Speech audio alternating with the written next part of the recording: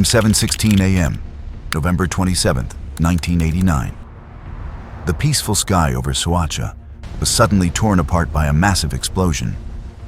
At an altitude of 13,000 feet, the Boeing 727 Avianca Flight 203 erupted into a giant fireball, breaking in two in midair. In an instant, gravity pulled 107 passengers into a free fall, creating a haunting rain of death. No one survived.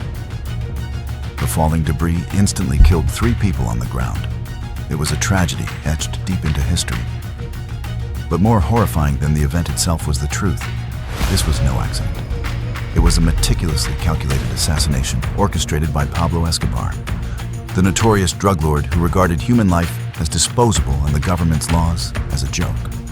The question is, how rotten had Colombia's political system become for a transnational criminal to operate with such impunity and sow death so brutally?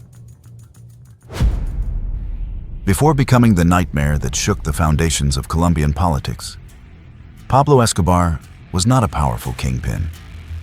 He rose from the bottom of society, step by step building an empire where his voice held more power than the nation's laws. Born the son of a farmer, the young Pablo Escobar started his career on the dusty streets of Medellin with petty crimes, from stealing tombstones to muggings. But Escobar soon realized that loose change couldn't compare to the flood of white gold pouring into the United States. America in the 80s was in the grip of a cocaine craze, a lucrative market for those who were savvy, and Colombian criminals, with their God-given geographical location and inherent brutality, did not miss the opportunity. At 26, Escobar entered the game and quickly tore the system apart, rising from a smuggler to a transporter, and then to a production kingpin. His philosophy was simple. If you obey, you will have everything. If not, you will be shot. Caught with 18 kilograms of cocaine, he didn't hesitate to threaten the judge to gain his freedom, then returned to slaughter every police officer who had dared to cuff him. By the mid-80s, Escobar's Medellin cartel had become a monstrous entity, fed by exorbitant profits and boundless cruelty. At its peak, Pablo's machine successfully transported 15 tons of cocaine into the United States every day. It was pure white powder, inhaled by Wall Street bankers, Hollywood stars, and even suburban housewives in Chicago. In return, the cartel's cash revenue reached $420 million per week. This is where the problem arose. What do you do with $60 million in cash pouring into your house every day when the formal banking system has closed its doors to you? Pablo Escobar faced a unique problem, a cash storage crisis. He bought huge warehouses, abandoned fields, and stuffed them full of money. Every year, Pablo's accounting department had to write off a fixed expense of $2,500. This money was used simply to buy rubber bands to bundle the cash. When the warehouses were full, Pablo ordered the money to be buried, stuffed into the walls of abandoned houses or hidden in damp underground cellars. Every year, Pablo Escobar accepted writing off 10% of his total assets, equivalent to about $2.1 billion, due to depreciation from rats, mold, or decay. That amount of money was enough to feed millions of Colombians for many years. And indeed, Escobar didn't just indulge himself. He used it to build a second Robin Hood legend, an outlaw hero who used his power to help the poor fight injustice.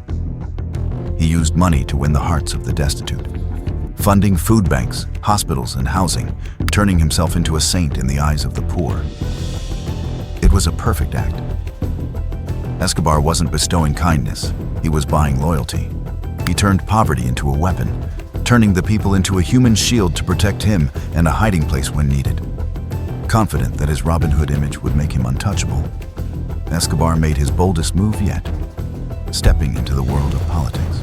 Money bought votes, earning him a seat in the Colombian Congress, along with absolute immunity for all past crimes. Plata o plomo, silver or lead, was the concept Pablo Escobar imposed on the entire political and judicial system of Colombia. Simply put, when a cop, a judge, or a politician stood in his way, Pablo would send an emissary. This person would place a suitcase full of money on the table. That was the silver. If they accepted, they became rich. Their children went to study abroad, and they belonged to Pablo. If they refused, lead would be fired immediately. Not as a warning, but as a death sentence, often carried out by young sicarios, hitmen, on motorcycles, spraying machine gun fire into the victim's car in broad daylight. Pablo's goal was not just to kill people. His goal was to paralyze the will of the nation. In response to the government's pursuit, Pablo turned the city of Medellin into a deadly arena. He publicly offered bounties for the heads of police officers. 1 million pesos for a patrolman, 2 million pesos for a high-ranking officer, 5 million pesos for a member of the special forces. The result was a massacre unprecedented in modern history. More than 600 police officers were shot dead on the streets. Officers had to hide their badges, go to work in fear. Many chose to accept the silver to save their own lives. The law enforcement force was, essentially, neutralized by Pablo Escobar through pure fear. But Pablo's ambitions didn't stop with the police. He wanted to break the backbone of democracy. August 18, 1989. The town of Soacha. Luis Carlos Galán was the most promising presidential candidate in Colombia. He was the only one who dared to stand up, look the monster in the eye, and say, no. His campaign platform centered on one promise: to extradite drug lords to the United States. Pablo knew Galán couldn't be bought. Therefore, Galán had to die, despite receiving countless threats and being warned not to go to Soacha. Galán stepped onto the stage before 10,000 cheering supporters. He believed in the power of the crowd, but Pablo had planted his men in that crowd. As Galán raised his hand to wave, a burst of Uzi submachine gun fire tore through the air. The presidential candidate collapsed. The bullets didn't just kill a man. They killed the hope of an entire generation of Colombians who wanted to escape the grip of drugs. It was the most brutal message. Not even the future president is safe from me. If Galán's assassination was a political attack, the bombing of Flight 203 was an act of blind terrorism. November 27, 1989. The target, Cesar Gaviria, Galán's successor. Pablo's intelligence indicated that Gaviria would be on the flight from Bogotá to Cali. A well-dressed young man was hired by the Medellin cartel to carry a briefcase onto the plane. He was told it contained a recording device to monitor some important figures. He didn't know that inside the Samsonite briefcase was not a tape recorder, but a block of Semtex plastic explosive powerful enough to rip apart the aluminum fuselage of the Boeing 727. The plane exploded at 13,000 feet. 107 people on board were killed. Falling debris killed 3 more on the ground. But what makes this case a tragedy of absurdity is this. Cesar Gaviria was not on the flight. He had canceled his ticket at the last minute on the advice of his security team. Pablo Escobar had killed 110 innocent people based on a single piece of faulty intelligence. He showed no remorse. To him, it was just collateral damage in his war against the state. All the wealth, all the violence, all the terrorism served only one purpose, one obsession that gnawed at Pablo Escobar's mind every night. Extradition. The famous slogan of the group, Los Extraditables, the extraditables, led by Pablo, became a historical obsession. We prefer a grave in Colombia to a jail cell in the United States. In Colombia, he could buy judges. He could kill witnesses.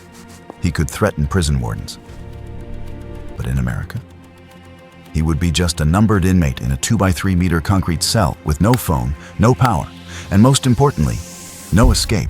The American justice system was the only thing Pablo's money couldn't penetrate. And this is when Pablo Escobar pulled off the most spectacular trick in criminal history. He took the nation's legislature hostage. Through a campaign that included kidnapping high-profile hostages like the daughter of a former president and famous journalists, and threatening a nationwide bloodbath, Pablo forced the Colombian government to the negotiating table. His demand wasn't money. His demand was to change the supreme law of the land. In 1991, The Colombian Congress, under the immense pressure of narco-terrorism, voted to approve a new constitution. In it was a crucial article, prohibiting the extradition of Colombian citizens to foreign countries. This fear is not unique. It is a hereditary ghost haunting every ruler of drug empires, no matter how powerful they are. History seems to have a tragically repetitive pattern. Look at the case of former Venezuelan President Nicolás Maduro, who was captured by U.S. forces in a raid on January 3, 2026. The charges against him read like a state-level copy of Escobar's strategy: narco-terrorism, cocaine importation conspiracy, and possession of heavy weapons. Although one was the kingpin of a non-state cartel that paralyzed a nation, and the other was the head of a sovereign state accused of using the state apparatus for similar purposes, the core commonality remains unchanged. Both were considered a direct threat to the national security of the United States. The message here is clear and cold. For Washington, when an individual or entity is accused of using drugs as a weapon to destabilize and attack U.S. interests, the line between criminal and state enemy is erased.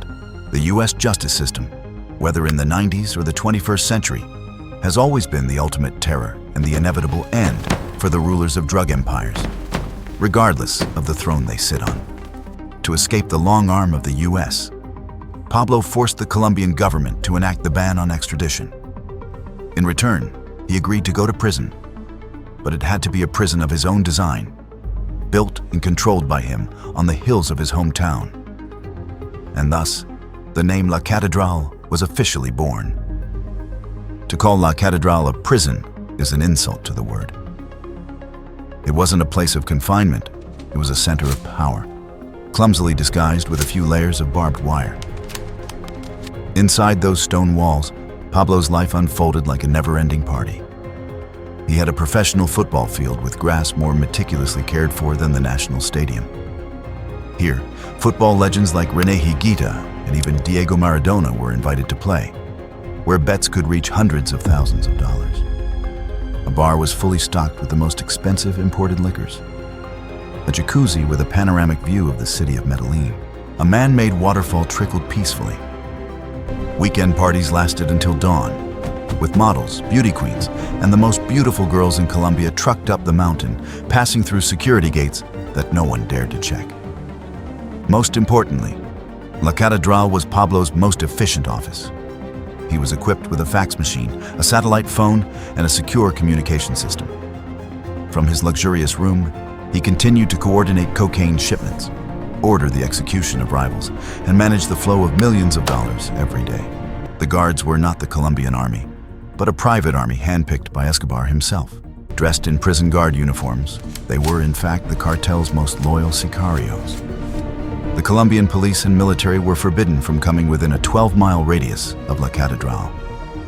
He had created a safe zone, a miniature state where the laws of Colombia had no value. Pablo had achieved what no criminal in history had ever done.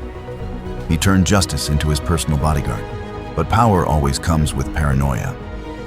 When you are the king of a $30 billion empire, you no longer trust anyone. And Pablo began to believe that his most trusted lieutenants were skimming money from him. Two names fell under his suspicion: Gerardo Kiko Moncada and Fernando El Negro Galeano. They were pillars of the Medellin cartel, men who had built the empire with Pablo from the very beginning. They were responsible for managing key transport routes and massive cash flows. One day in July 1992, Pablo summoned Moncada and Galeano to La Catedral. In the prison's luxurious entertainment room, Pablo directly confronted them about a missing sum of money. Moncada and Galeano vehemently denied it, but Pablo didn't need proof. Pablo personally tortured them. Finally, when his rage was satisfied, he ordered his men to kill them. But that wasn't the most horrifying part. To destroy the evidence, the bodies of Moncada and Galeano were dismembered and burned in the large fireplace of La Catedral. The murder of Moncada and Galeano was not just an internal purge. It was a declaration of war against the very people who had helped him build his power. The families of the two victims and their allies could not accept this brutality. They knew they could be next. Immediately, a new alliance was formed in the shadows. They called themselves Los Pepes, perseguidos por Pablo Escobar, people persecuted by Pablo Escobar. Los Pepes was not an ordinary gang. It was a combination of the remaining members of the Moncada and Galeano clans, Pablo's old enemies from the Cali cartel, who seized this opportunity to finance the war against him. And most importantly, disgruntled members from within the Medellin cartel itself, who now saw Pablo as a mad dog that needed to be put down. The massacre at La Catedral had transformed Pablo from a feared king into a hated tyrant. He had single-handedly created his most dangerous enemy. People who knew his every secret, every hiding place, and every weakness. News of the murders leaked out. President Cesar Gaviria's government could no longer pretend they had the situation under control. La Catedral had become a national disgrace. Pressure from the public and the United States forced Gaviria to act. The order was given: transfer Pablo Escobar to a real military prison, one with actual bars and guards. But Pablo was always one step ahead. His intelligence network had tipped him off about the government's plan. On the night of July 22, 1992, as military units began to move and surround the hill, Pablo executed his escape plan. There was no dramatic prison break, no secret tunnels, no fierce gunfights. He and a few trusted lieutenants simply walked to the back of the complex, where a wall had been intentionally built to be weak. They removed a few bricks, climbed over the fence, and vanished into the thick fog of the forest he had known since childhood. When the Colombian army entered La Catedral the next morning, they found only silence. Pablo Escobar was gone. He had left his prison quietly, leaving behind a humiliated government, an empire crumbling from within, and an army of enemies seething with hatred, awaiting him in the outside world. He thought he was running towards freedom, but in reality, he was running into solitude. The life of an emperor was over. The life of a hunted animal had just begun. 17 months on the run had worn Pablo Escobar down. He was no longer the arrogant emperor of La Catedral. He was a cornered animal, obese, paranoid, and alone. His billion-dollar empire had collapsed, his allies had turned their backs, and the army of enemies he had created was tightening its noose. December 2nd, 1993. 24 hours after his 44th birthday, Pablo Escobar was hiding in an ordinary two-story house in the Los Olivos neighborhood of Medellin. He had only one loyal bodyguard left, Limon. He knew he was being watched. He knew the electronic eyes and ears of the search block and the DEA were scanning every radio frequency, waiting for a signal, the slightest mistake. His rule of survival, forged through 17 months of flight, was simple. Never talk on the phone for more than 30 seconds. That was the minimum time for triangulation technology to lock onto a position. But on that day, the instinct of a predator clashed with the instinct of a father. The phone rang. On the other end was his son, Juan Pablo, calling from a hotel in Bogota. His family had just been denied asylum in Germany. The boy was panicking, scared, and sobbing. Pablo heard his son's cries. 30 seconds passed. The security rules screamed in his head to hang up, but he couldn't. The man who had ordered the murder of thousands without hesitation, who had blown up an airplane without batting an eye, was now helpless before his son's tears. He tried to comfort him, promising that everything would be okay, that they would soon be reunited. 1 minute passed. 2 minutes. The call lasted for more than 3 minutes.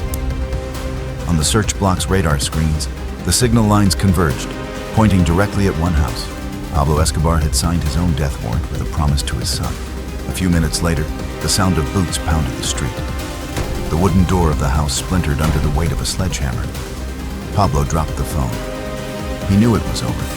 He and Limon scrambled out the back window, climbing onto the orange-tiled roof. And this was the final image of the cocaine king. Not a king sitting on a throne of money, but an overweight, panting, middle-aged man running barefoot on hot tiles under the Medellin sun. He had no army of bodyguards, no waiting helicopter, only a pistol in his hand and desperation in his eyes. Limon was shot down first.